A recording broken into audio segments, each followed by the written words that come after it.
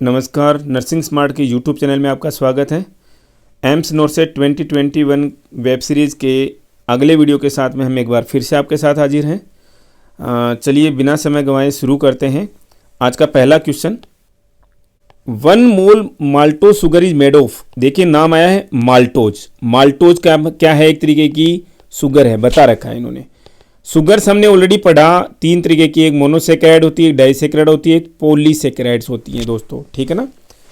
Monosaccharides का मतलब क्या है? कोई चेन नहीं है, यानी कि कार्बन के एटम्स हैं C3 से लेकर के, C3 हो सकता है, C4 हो सकता है, C4, C5, C6, C7, ठीक है ना। इतने कार्बन को मोलिक्यूल्स हो सकते हैं जो जनरली क्या है, बॉडी के अंदर क्या क्या पढ़ते हैं, C5 यानी कार्बन के 5 एटम्स वाले, जिनसे हम बोलते हैं पेंटोज शुगर्स। कार्बन के 6 एटम्स वाले शुगर्स जो होती हैं वो क्या होती हैं भाई? कौन सी शुगर्स होती है मोनोसेकेराइड्स में? हेक्सोज। अब एक इंपॉर्टेंट क्वेश्चन यहाँ से, हमारी बॉडी के अंदर कोई पेंटोज शुगर का एग्जाम्पल बताइए।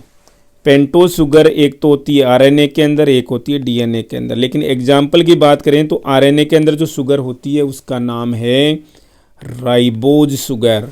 डीएनए के अंदर जो शुगर होती है उसका नाम है डीऑक्सी राइबोज शुगर। क्लियर है दोस्तों? ये दोनों की दोनों पेंटोज शुगर्स हैं। तो C6 वाली शुगर्स कौन सी हैं? हेक्सोज शुगर्स हैं।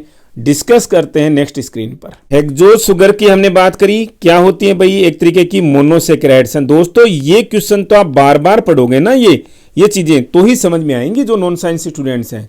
साइंस के स्टूडेंट्स ने 11th क्लास में पढ़ ली इनको, ठीक है ना। ये आपके लिए नई चीज हो सकती है, लेकिन एग्जाम्स में क्वेश्चंस आते हैं इनसे रिलेटेड। तो हेक्सोज मोनोसेकेराइड्स के जो एग्जाम्पल हैं वो 3 मेन एग्जाम्पल हम पढ़ते हैं। ग्लूकोज का जो नाम पढ़ते हो आप रोज, ब्लड ग्लूकोज जो नॉर्मल है, या डेक्सट्रोज जो है, इसी को हम बोलते हैं ग्लूकोज या डेक्सट्रोज, जो हमारी ब्लड ग्लूकोज होती है, हमारी ब्लड शुगर जिसको हम बोलते हो, यही ग्लूकोज है वो जो हम पीते भी है डायरेक्टली। हमारी बॉडी में खाना खाने के बाद में एंड प्रोडक्ट के रूप में किसके, कार्बोहाइड्रेट के डाइजेशन के बाद में ग्लूकोज ही बनता है। एक तो ये हो गया। दूसरे तरीके की मोनोसेकेराइड यानी हेक्सोज शुगर्स कौन सी हैं जी? एक नाम पढ़ते हैं हम गैलेक्टोज, एक नाम पढ़ते हैं हम फ्रुक्टोज। तो इन तीनों का अगर केमिकल फॉर्मूला देखा जाए तो C6H12O6 ही होता है। यहीं पर रोक दीजिए बात को। अब आप आइए डाइसेकेराइड्स पे। डाइसेकेराइड्स का मतलब 2 मॉलिक्यूल्स हैं मोनोसेकेराइड्स के। मतलब मोनोसेकेराइड का एक मॉलिक्यूल जो है, सेकेराइड्स के अंदर क्या है? 2 मॉलिक्यूल्स हैं, 2 मॉलिक्यूल हैं, 2 मॉलिक्यूल्स हैं किसके? मोनोसेकेराइड्स के। लेकिन ऐसा नहीं है, मोनोसेकेराइड प्लस मोनोसेकेराइड जो है वो मिलकर के डाइसेकेराइड बनाएगा। मोनोसेकेराइड का मैंने केमिकल फॉर्मूला आपको क्या बताया? C6H12O6। मोनोसेकेराइड का क्या केमिकल फॉर्मूला बताया? सेम। तो डाइसेकेराइड कैसे बन जाएगा जी? जोड़िए एक बार दोनों को ना, देखते हैं, बाद में समझाऊंगा मैं आपको। C6 मिलकर के C12 हो गया, हाइड्रोजन 12 और 12 मिलकर के 24 हो गया, और ऑक्सीजन 6 और 6 मिलकर के 12 हो गया। तो क्या ये किसी डाइसेकेराइड का केमिकल फॉर्मूला है क्या? नहीं, ऐसा नहीं है। क्या हो जाता है, इसमें से एक वाटर का मॉलिक्यूल बाहर निकल जाता है। तो क्या बनेगा? वाटर का मॉलिक्यूल बाहर में निकलेगा तो देखो C6 और C6 तो मिलकर के क्या हो गया? C12 हो गया। H12 मिलकर के C24 हो गया, इनसे हाइड्रोजन 2 निकाल दीजिए तो H22 रह गया, 22 रह गया। ऑक्सीजन 6 और 12 में से एक निकाल दीजिए, 11 रह गया। ये डाइसेकेराइड का केमिकल फॉर्मूला है। और इसके एग्जाम्पल्स क्या क्या हैं वो बहुत इंपॉर्टेंट है दोस्तों। क्या इंपॉर्टेंट है उसके अंदर, डाइसेकेराइड्स के अंदर, कि एक डाइसेकेराइड होता है भाई, जो हम नाम अभी हमारे क्वेश्चन में था, क्या था भाई? Maltose sugar. एक हम पढ़ते हैं सुक्रोज शुगर, एक पढ़ते हैं हम लैक्टोज शुगर। ये 3 बहुत इंपॉर्टेंट डाइसेकेराइड्स हैं। अब इनको समझिए कि इनमें कौन कौन सा मोनोसेकेराइड है। एग्जाम्स के क्वेश्चन हैं ये। मोनोसेकेराइड में ग्लूकोज है, एक मॉलिक्यूल तो है, सुक्रोज में भी एक ग्लूकोज का मॉलिक्यूल तो है, लैक्टोज में भी एक ग्लूकोज का मॉलिक्यूल तो है। मतलब तीनों में एक एक चीज तो कॉमन है। दूसरा मॉलिक्यूल किसका है? किसका याद रखोगे? माल्टोज का याद रखोगे। दोनों के दोनों मॉलिक्यूल्स ग्लूकोज के ही हैं। दोनों मॉलिक्यूल्स किसके हैं? ग्लूकोज के हैं। सुक्रोज का याद नहीं रहेगा, मत कीजिए, एक बार लैक्टोज का याद होगा, ग्लूकोज प्लस गैलेक्टोज, ठीक है ना, नाम मिलता जुलता है। तो तीसरी कौन सी मोनोसेक्राइड बच गई जो मैंने अभी आपको सिखाई थी, फ्रुक्टोज बच गई, वो सुक्रोज में जोड़ दीजिए। तो आपको ये ध्यान रहना चाहिए, माल्टोज के में दोनों मॉलिक्यूल्स ग्लूकोज के, सुक्रोज में एक मॉलिक्यूल ग्लूकोज का, एक फ्रुक्टोज का, और लैक्टोज में एक ग्लूकोज और एक गैलेक्टोज। ये है डाइसेक्राइड्स। दोस्तों अगर हम अब पॉलीसेक्राइड्स की बात करें तो क्वेश्चन आएगा हमारा नेक्स्ट, और हम उस क्वेश्चन को यहीं पर ही क्लियर कर लेते हैं। क्या क्लियर करें, अगर पॉलीसेक्राइड्स का अगर एग्जाम्पल अगर हम देखें तो पॉलीसेक्राइड्स के एग्जाम्पल्स क्या होंगे, स्पेलिंग गलत हो गया भाई, पॉलीसेकेराइड्स, थैंक यू। पॉलीसेक्राइड्स का मतलब क्या है, मोनोसेक्राइड की चेन है इसके अंदर, ठीक है ना, चेन बन गई है। मोनोसेक्राइड्स का मतलब क्या है, मोनोसेक्राइड्स को हमने दो कैटेगरी में बांट रखा है, एक स्टार्च, दूसरा क्या होता है भाई, नॉन स्टार्च पॉलीसेक्राइड। ये वेज की बात कर रहे हैं हम, जो हम खाते हैं उसकी। हमारी बॉडी के अंदर जो पॉलीसेक्राइड है वो किस फॉर्म में है भाई, ग्लाइकोजन के अंदर है। हमारी बॉडी के अंदर जो पॉलीसेक्राइड है वो किस फॉर्म में है, ग्लाइकोजन की फॉर्म में है। इसको छोड़ दीजिए, हमने पढ़ा था इसके बारे में, आप रिवाइज कीजिएगा मेरे वीडियो में वापस जा करके। स्टार्च और पॉलीसेक्राइड्स, स्टार्च और, आज स्क्रीन थोड़ा सा परेशान कर रही है, नॉन स्टार्च पॉलीसेक्राइड। स्टार्च क्या चीज़ है, आलू देखा है सबने, आलू सबने काम घर में पड़ता भी अभी किचन में मम्मी का हाथ बटाने में, जब आलू काटते तो जो व्हाइटिश सा जो आपके हाथों को लग जाता है वही स्टार्च है। चावल आजकल उबालने का नहीं रहा दौर, पहले उबालते थे चावलों को, आजकल हम डायरेक्ट ही फ्राई कर लेते हैं, बिरयानी वगैरह बना लेते हैं, उसकी पुलाव बना लेते हैं। तो चावल को आप उबाल के देखिए, जो पानी निकलता है उसका पानी छानते हो आप, उसमें स्टार्च होता है पूरा पूरा। वो नॉन स्टार्च पॉलीसेक्राइड्स क्या होते हैं दोस्तों, ये आपका डाइटरी फाइबर है, जो हम कहते हैं ना भी फाइबर खाइए, सलाद में जो डाइटरी फाइबर है वो नॉन स्टार्च पॉलीसेक्राइड है, जो कि आपकी गट की हेल्थ के लिए, इंटेस्टाइन की हेल्थ के लिए बहुत ही इंपॉर्टेंट है।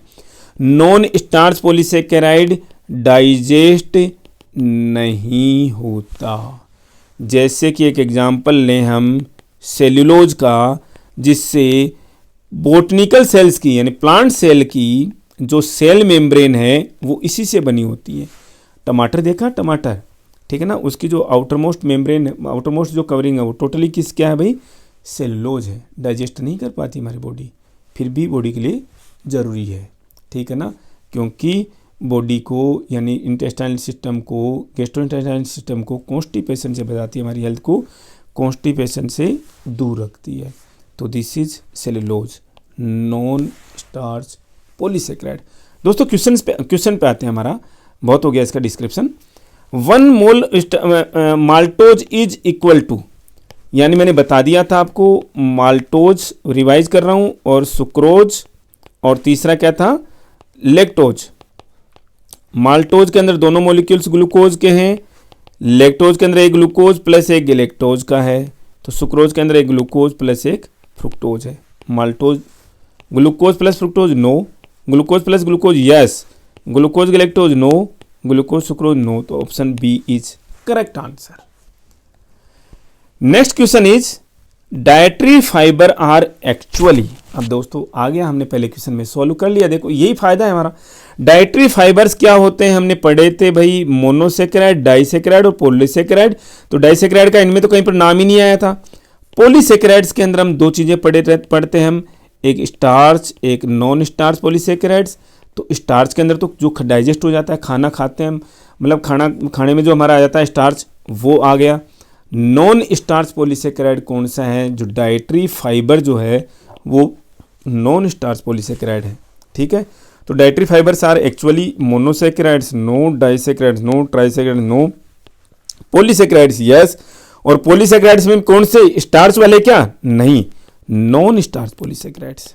थोड़ा और क्वेश्चन को दिमाग में रखिएगा। तो option D is correct answer. What is the effect of high temperature on an enzyme. दोस्तों क्वेश्चन होता रहेगा, एंजाइम का मतलब क्या है। बताऊंगा। एंजाइम एक्चुअल में क्या चीज़ है, कोई कार्बोहाइड्रेट है, फैट है, प्रोटीन है, केमिकल, क्या चीज़ है? ये प्रोटीन के मॉलिक्यूल्स हैं। पहली चीज, बहुत इंपॉर्टेंट क्वेश्चन एग्जाम्स का, all the enzyme molecules are protein molecules in nature. क्या काम है भाई? दूसरा क्वेश्चन उठता है, इनका काम क्या है? ये हमारी बॉडी के अंदर जितनी केमिकल रिएक्शन चल रही होती है ना, उनमें जाकर के आग लगाने का काम करते हैं। अब आप बोलोगे सर ये कैसी लैंग्वेज बोल रहे हो जी? भड़काते हैं, ये भी थोड़ा अच्छा नहीं लगा। किसी भी केमिकल रिएक्शन को एक्सीलरेट करने का काम करते हैं। समझ गए मैं क्यों बोल रहा था आग लगाने का, भड़काने का? कहीं नहीं होते हमारे साथी संगी ऐसे, यार तो कर ले, मैं देख लूँगा फिर ना, मतलब भड़का दिया, आपको झगड़ा करा दिया उससे और खुद साइड में हट गया। सेम ये एंजाइम है। एंजाइम किसी भी केमिकल रिएक्शन को एक्सीलरेट का करने का काम करता है, मतलब कैटलिस्ट है, कैटालिसिस का काम करता है, लेकिन उस केमिकल रिएक्शन में पार्टिसिपेट नहीं करता। याद आ गए ऐसे दोस्त आपको, सो कॉल्ड फ्रेंड्स, जो कि आपको केवल भड़काए थे और फिर साथ में नहीं रहते, तो पार्टिसिपेट नहीं करता। मान लीजिए वैसे यहाँ पर कोई एंजाइम काम में नहीं आ रहा, हाइड्रोजन और ऑक्सीजन मिलकर के वाटर मॉलिक्यूल बना रहे हैं, तो मान लीजिए यहाँ पर एक एंजाइम ई काम कर रहा है, ठीक है ना? तो इसने क्या किया, अगर ये केमिकल रिएक्शन 5 मिनट के अंदर हो रही थी, तो इस केमिकल रिएक्शन को इतना एक्सेलरेट कर दिया कि 30 सेकंड के अंदर हो गई। यही एंजाइम का काम है। ये मैंने जस्ट एक एग्जांपल बताया दोस्तों, ठीक है ना? ये एक्सेलरेशन का काम करता है, एक्सेलरेट करता है। एंजाइम्स आप हमारी बॉडी के अंदर देखते हो तो ये मैक्सिमम एंजाइम्स में एज लगा होता है लास्ट में। जैसे पॉलीमर पे जो एक्शन करते हैं, पॉलीमरेज, जिस पे एक्शन करते हैं उसको हम बोलते हैं सबस्ट्रेट बोलते हैं हम इसको। ओके, अब एक इंपॉर्टेंट चीज हम यहां पर देखेंगे, और वो क्या चीज है कि एंजाइम्स पर किसका असर पड़ता है। एंजाइम्स पर किसी चीज का असर करता है, मतलब कोई फैक्टर्स हैं जो एंजाइम्स को अफेक्ट करते हैं। 2 इंपॉर्टेंट फैक्टर्स हैं, पीएच और टेम्परेचर है। पीएच का क्या फर्क है भाई? देखिए, हम एबीजीज में यही इंपॉर्टेंट चीज है, हम एंजाइम्स जो हैं वो एक पर्टिकुलर पीएच पर ही काम करते हैं। मतलब जो पीएच की रेंज है ना, किसी भी एंजाइम के काम करने की, हर एक एंजाइम के लिए पीएच जो है वो अलग अलग है, तो उस एंजाइम उस पीएच पर ही वो काम करेगा। पीएच कम हो गई, ज़्यादा हो गई, ये एंजाइम जो है वो प्रोटीन मॉलिक्यूल था, ये डीनेचर हो जाता है, इसकी शेप बदल जाती है, डीनेचर हो जाता है, काम नहीं करेगा। ठीक है ना, कि मतलब वो उसको एक्सेलरेट नहीं करेगा केमिकल रिएक्शन को। ऐसे ही टेम्परेचर का कोई फर्क है क्या? यस, इसका भी फर्क है। जैसे जैसे टेम्परेचर बढ़ता चला जाता है, एंजाइम की एक्शन भी बढ़ती चली जाती है। जैसे जैसे टेम्परेचर बढ़ता चला जाता है, एंजाइमेटिक एक्शन भी बढ़ती चली जाती है। लेकिन क्या टेम्परेचर बढ़ता रहा तो एंजाइम की एक्शन बढ़ती चली जाएगी? नो। अगर हमारी बॉडी का टेम्परेचर 40 डिग्री सेंटीग्रेड से ज़्यादा हो जाए तो ये एंजाइम जो हैं वो डीनेचर हो जाते हैं, एंजाइम काम नहीं करेगा। दोस्तों, आते हैं क्वेश्चन के ऊपर। What is the effect of high temperature? आ गया क्वेश्चन आप लोगों के सामने। मतलब more than 40 degree centigrade on enzyme. अगर एंजाइम के बॉडी का टेम्परेचर 40 डिग्री सेंटीग्रेड से ज़्यादा हो जाए तो एंजाइम पर क्या असर होगा? डीनेचर्स द एंजाइम, यस हमने पढ़ा अभी। इंक्रीजेज द एक्शन, कभी नहीं। डिक्रीजेज द एक्शन, आपको लगता है कि डिक्रीज नहीं भाई, वो एक्शन उसका कोई मतलब ही नहीं है बेचारे का, जैसे एक्शन हो रही थी वैसी होगी, इसलिए आप इसको डिक्रीज भी नहीं बोल सकते। जैसे मरमर के हो रही थी ना, रुकते पड़ते गिरते पड़ते, वैसी ही होगी, इसलिए डिक्रीज भी नहीं बोल सकते हम उसको। आप नो इफेक्ट, ये भी नहीं है। तो answer is denatures the enzyme.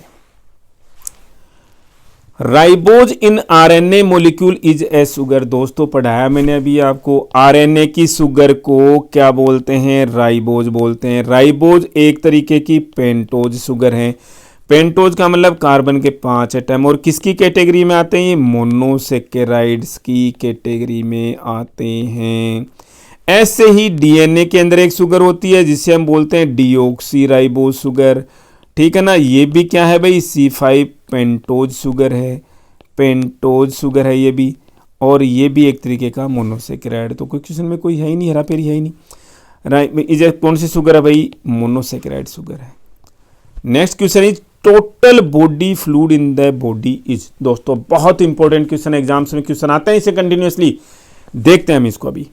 Total body water और फ्लूइड, पहली चीज इस क्वेश्चन का आंसर ही देख लेते हैं कि ये किसके हिसाब से होता है, बॉडी वेट के हिसाब से होता है। ये W का मतलब यहाँ पर वेट है, बॉडी वेट का 60% होता है। पहली चीज टोटल बॉडी फ्लूइड जो या टोटल बॉडी वाटर जो है। अब हमारी बॉडी के अंदर जो है वाटर जो है वो या तो सेल्स के अंदर हो सकता है या सेल्स के बाहर हो सकता है। जो फ्लूइड सेल्स के अंदर है उसको हम इंट्रासेल्यूलर बोलते हैं। जो फ्लूइड हमारी या वाटर जो बॉडी की सेल्स के बाहर है उससे हम एक्स्ट्रा सेल्यूलर बोलते हैं। कोई confusion? No confusion. Intracellular fluid को हम लिखते हैं, एब्रीवेट करते हैं ICF में। एक्स्ट्रा सेल्यूलर फ्लूइड को हम लिखते हैं ECF। कोई कंफ्यूजन? कोई कंफ्यूजन नहीं। देखिए टोटल बॉडी वाटर जो है बॉडी वेट का 60% होता है। तो अब ICF कितना है और ECF कितना है, ये इंपॉर्टेंट चीज दिमाग में आ जाती है। अब यहाँ पर ICF दोस्तों जो सेल्स के अंदर है वो ज्यादा है, हमेशा दिमाग में रखना। और कितना है? 2/3 ऑफ टोटल बॉडी वाटर। तो ये बचा हुआ ये हो गया 1/3 ऑफ टोटल बॉडी वाटर।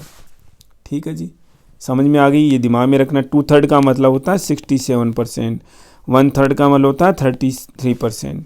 ठीक है, ये ICF ज़्यादा ECF कम। अब सेल्स के अंदर है तो इसका तो और कोई फर्दर कैटेगराइजेशन हम करेंगे नहीं। ECF भी दो जगह पर हो सकता है, एक तो दो सेल्स के बीच, मतलब सेल्स के आपस में बीच में ये वाला जो जगह में फंसा हुआ है, इससे हम बोलते हैं इंटरस्टिशियल फ्लूइड। ऐसे एब्रीवेट करते नहीं है दोस्तों, लेकिन मैंने लिख दिया यहाँ पर इंटरस्टिशियल फ्लूइड। मैंने पीछे एग्जाम्स में आपको डिस्कस भी किया है कुछ क्वेश्चन के साथ में। ये इंटरस्टिशियल फ्लूइड ही हमारी बॉडी का इंटरनल एनवायरनमेंट है, और डिस्कस करेंगे जो कि होम्योस्टेसिस में होम्योस्टेसिस में यही कंट्रोल, इसी के कंट्रोल कंडीशंस बदल जाती हैं, जो इसके अंदर होती हैं उसी के कंट्रोल कंडीशंस बदल जाती हैं। ये है इंटरस्टिशियल फ्लूइड। ये कम होता है कि ज़्यादा होता है? ज़्यादा होता है। कितना होता है? 3/4 होता है। मतलब जितना ECF था उसका 75% जो है वो ये इंटरस्टिशियल फ्लूइड है। बचा हुआ क्या होता है भाई? इंट्रावेस्कुलर है। इंट्रावेस्कुलर मतलब वेसल्स के अंदर है, जैसे ब्लड वेसल के अंदर हो या लिम्फ वेसल्स के अंदर हो। कितना बचा भाई? 1/4 मतलब 25% बचा। एक क्वेश्चन और आएगा आगे क्वेश्चंस में, तो हम इसमें इसको न्यूमेरिकली भी सोल्व कर देंगे, लेकिन दिमाग में रखना टोटल बॉडी वाटर 60% है। इसमें से कुछ ICF इंट्रा सेल्स के अंदर, कुछ सेल्स के बाहर में। सेल्स के अंदर ज़्यादा है 2/3 है, और सेल्स के बाहर में 1/3 है। सेल्स के अंदर वाले की तो चर्चा ही मत कीजिए आगे। सेल्स के बाहर जो है वो अगेन दो कैटेगराइजेशन में है। एक दो सेल्स के बीच में जिसको हम इंटरस्टिशियल फ्लूइड कहते हैं, एक सेल्स के वेसल्स के अंदर में जिसे हम इंट्रावेस्कुलर फ्लूइड कहते हैं। सेल्स के बीच में ज़्यादा है 3/4 मतलब 75%। ब्लड वेसल्स के वेसल्स के अंदर जो है वो 20%। यहाँ एक चीज़ और बताया करना चाहता हूँ दोस्तों, जब कभी भी ये फ्लूइड बढ़ जाए, ज़्यादा एक्यूमुलेशन हो जाए, इंट्रास्टिशियल फ्लूइड ज़्यादा एक्यूमुलेट हो जाए, इस कंडीशन को ही हम एडिमा कहते हैं। अगर आपसे कोई पूछता है सिंपली व्हाट इज एडिमा, तो ऐसे मत बताइए फ्लूइड ज़्यादा कलेक्शन हो गया, इंट्रास्टिशियल फ्लूइड ज़्यादा कलेक्ट हो गया, वही एडिमा है। तो इंट्रावेस्कुलर फ्लूइड कभी ज़्यादा हो जाए तो क्या हो जाएगा जी? तब पल्मोनरी एडिमा होगा। तब क्या होगा? पल्मोनरी एडिमा होगा। Total body fluid in the body is 60%। कोई कंफ्यूजन? No confusion. दोस्तों यूट्यूब की नर्सिंग स्मार्ट की यूट्यूब क्लासेज का यही फायदा है, एक बार समझ नहीं आया दूसरी बार देखो, वीडियो को ऑफलाइन सेव कर लीजिए आप, ठीक है ना। कोई नहीं बताएगा आपको इस डेडिकेशन से, मैं लेकर के आया हूं, चैलेंज का रिजल्ट है। Move to next question. What will be the volume of ICF in a 60 kg person? ठीक है ना, वेट कितना है भाई? 60 kg है। टोटल बॉडी वाटर कितना होगा? 60% ऑफ 60 kg, यही होता है ना। परसेंटेज कैसे निकालते हैं तो बताता हूँ।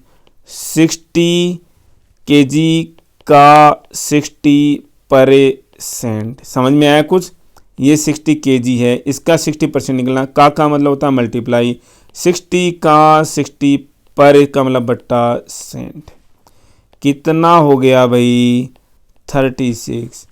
ब्लड का फ्लूइड का वॉल्यूम क्या होता है? लीटर में होता है, इसलिए हमने इसको केजी में नहीं लिखा, लीटर में लिखेंगे। कितना हो गया भाई? 36 लीटर हो गया। आपको पता है ये टोटल बॉडी वाटर है, टोटल बॉडी फ्लूइड है। अगेन दो कंपार्टमेंट्स में, सेल्स के अंदर, सेल्स के बाहर। सेल्स के अंदर ज़्यादा किसका भाई 36 का, सेल्स के बाहर कम 36 का। कितना हो गया जी 24 लीटर हो गया। ये कितना हो गया जी 12 लीटर हो गया। ये इसका कोई फर्दर वो नहीं, डिवाइडेशन नहीं। ये 12 लीटर कौन ECF, अगेन इंटरस्टिशियल फ्लूइड और इंट्रावेस्कुलर फ्लूइड। ये ऐसे वेरिएशन गलत है भाई, लिख दे रहा हूँ लेकिन मैं। ये 3/4 है, ये 1/4 है, ठीक है ना। 3/4 का मतलब क्या हो गया जी 9 लीटर, 1/4 का मतलब क्या हो गया जी 3 लीटर। जब कभी भी ये फ्लूइड ज़्यादा हो गया एडिमा हो जाएगा, जब कभी भी ये फ्लूइड ज़्यादा हो गया पल्मोनरी एडिमा हो जाएगा। ICF पूछा है दोस्तों इसमें, ICF ये रहा 24 litre, 24 litre answer is this is the answer. The monosaccharides glucose and fructose combine to form the disaccharide sucrose by the process known as. दोस्तों हमने क्वेश्चन हम पढ़ चुके हैं लेकिन मैंने इस प्रोसेस का आपको नाम नहीं बताया, वापस बताता हूं दोस्तों। ग्लूकोज मोनोसैकेराइड है, फ्रुक्टोज मोनोसैकेराइड है, दोनों मिलेंगे डाइसैकेराइड बनाएंगे। ये तो हमने पढ़ा पहले ही। मोनोसैकेराइड इसका फॉर्मूला C6H12O6। दोस्तों क्यों लिख रहा हूं, इस प्रोसेस का नाम सिखाने के लिए आपको लिख रहा हूं दोस्तों, अदरवाइज कोई एग्जाम में नहीं पूछ रहा ये आपको फॉर्मूला कोई। C6H12O6 दोनों प्लस होंगे, क्या बनाएंगे मैंने बताया था C12H22O11 और एक वाटर मॉलिक्यूल बनेगा। इसका मतलब इस प्रोसेस में एक वाटर मॉलिक्यूल बाहर निकल जाता है। ये देखो इसका तो हो गया सिंथेसिस और ये वाटर मॉलिक्यूल बाहर निकल गया। इसका वाटर मॉलिक्यूल लॉस हो गया एक तरीके से, तो ये हो गया भैया डिहाइड्रेशन। इसलिए इस प्रोसेस को हम बोलते हैं डिहाइड्रेशन सिंथेसिस। क्या बोलते हैं भाई इसको हम, डिहाइड्रेशन सिंथेसिस बोलते हैं। और ये एग्जाम्स का बहुत इंपॉर्टेंट क्वेश्चन है। Move to next question. During the course of analyzing an unknown chemical, a chemist determines that the chemical is composed of CHO, carbon, hydrogen and oxygen in the proportion of 1:2:1. The chemical is probably, दोस्तों मैंने आपको बताया monosaccharides का example देते हुए, monosaccharides में भी hexose sugar का एग्जाम्पल देते हुए, किसका, ग्लूकोज का C6H12O6 CHO, इसी का पूछ रहा है ना ये CHO। C देखो 6 है, H 12 है, ऑक्सीजन भी 6 है, 1:2:1। इसका मतलब एक तरीके का मोनोसैकेराइड है। Next question is a charged atom is also known as. देखिए दोस्तों चार्ल्ड एटम क्या होता है, एग्जाम्पल लेते हैं सोडियम। सोडियम एक तरीके का ये यहाँ पर एटम है, इसकी नेचर होती है देने की दोस्तों। और दे क्या सकते हैं कि एटम के अंदर यहाँ न्यूक्लियस, न्यूक्लियस के बाहर में इलेक्ट्रॉन्स, और न्यूक्लियस के अंदर होता है प्रोटॉन और न्यूट्रॉन। कोई एटम कभी भी अपना प्रोटॉन और न्यूट्रॉन नहीं दे सकता। हमेशा दिमाग में रखिए, किसी एटम से उसका प्रोटॉन और न्यूट्रॉन निकालना बहुत मुश्किल काम है, ठीक है ना। ये सेम वैसी बात है, किसी इंसान से उसका जिगर का टुकड़ा नहीं ले सकते, उससे पैसे ले लो, जैसे पैसे यहाँ पर कौन है, इलेक्ट्रॉन है। सोडियम की नेचर होती है इलेक्ट्रॉन देने की, देने की मतलब लूज करेगा, और एक इलेक्ट्रॉन ही देने की नेचर होती है। तो दोस्तों अब यहाँ पर जो बनेगा वो माइनस बनेगा या प्लस बनेगा, ये चीज़ इंपॉर्टेंट क्वेश्चन दिमाग में आता है कि भाई आयन जो नॉन साइंस स्टूडेंट्स हैं उनके लिए। तो एक चीज़ दिमाग में रखिएगा दोस्तों, यहीं पर आएंगे, दिमाग से निगेटिविटी निकालोगे तो क्या आएगी, पॉजिटिविटी आएगी। सोडियम ने अपनी निगेटिविटी निकाली, निगेटिविटी का मतलब इलेक्ट्रॉन निगेटिव होता है ना, निगेटिविटी निकाली तो सोडियम कैसा हो गया भाई, पॉजिटिव हो गया।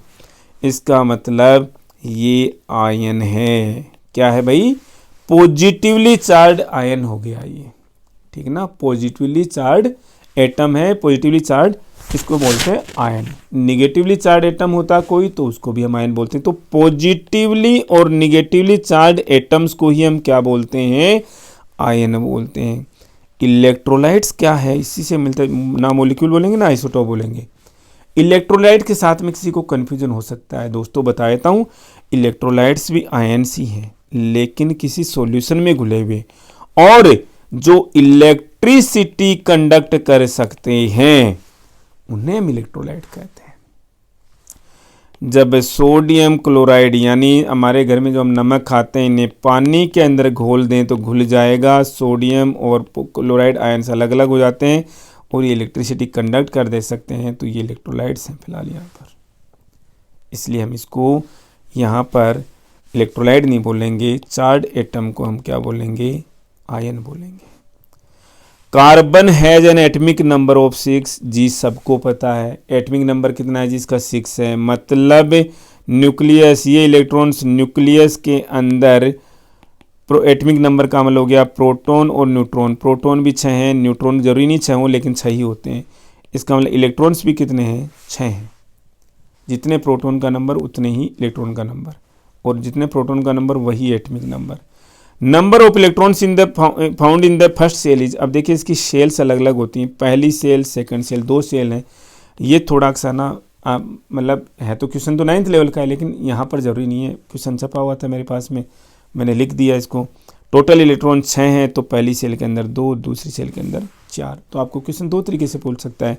फर्स्ट सेल में कितने इलेक्ट्रॉन्स हैं, 2 हैं। आउटर सेल में कितने हैं, 4। थैंक्स अ लॉट दोस्तों। कमेंट बॉक्स में लिख करके बताइएगा कि आपको वीडियो कैसा लगा। मैं कभी रिक्वेस्ट नहीं करूंगा आपसे कि इसे शेयर कीजिए, क्योंकि ये अपने आप पहुंचेगा लोगों के पास में। आप अपने अपनों तक तो पहुंचाइए, कोई दिक्कत नहीं है। ये कोई एंटरटेनमेंट वीडियो नहीं है दोस्तों, ये एजुकेशनल वीडियो है, नर्सिंग प्रोफेशन के फ्यूचर के लिए है। और मैं नर्सिंग में लीडर्स तैयार करना चाहता हूँ, एजुकेटर लीडर्स तैयार करना चाहता हूँ, इसीलिए डेडिकेशन के साथ पढ़ा रहा हूँ। कहीं किसी इम्प्रूवमेंट की ज़रूरत है, फीडबैक के लिए कमेंट बॉक्स में लिख करके बताइएगा। धन्यवाद।